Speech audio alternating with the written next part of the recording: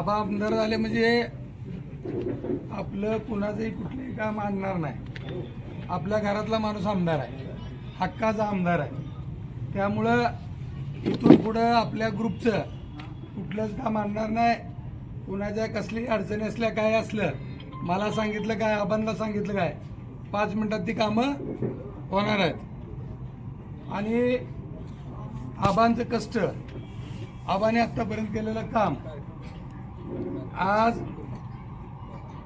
आबाने जी काम उभं केलं होतं त्या कामाची पोचपावती आबांना दिली. माढा मतदारसंघातल्या माढा तालुक्यातली लोक असतील, पंढरपूर तालुक्यातल्या 42 गावातली लोक असतील, माळशिरस तालुक्यातल्या 16-18 गावची लोक असतील, तिन्ही तालुक्याच्या लोकांनी आबाला आशीर्वाद दिला आणि प्रचंड मताने या ठिकाणी निवडून आणलेला आहे.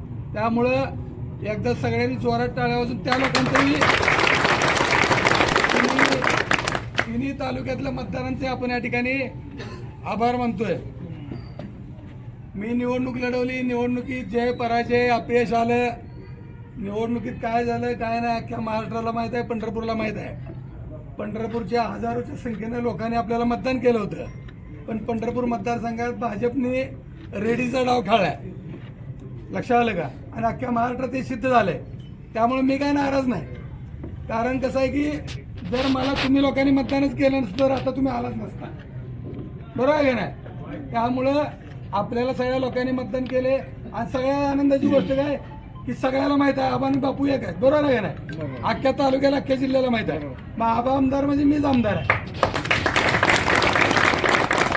त्यामुळं आपल्याला यापुढे सुद्धा एकदम जोरात आणि ताकदीनं काम करायचं आहे.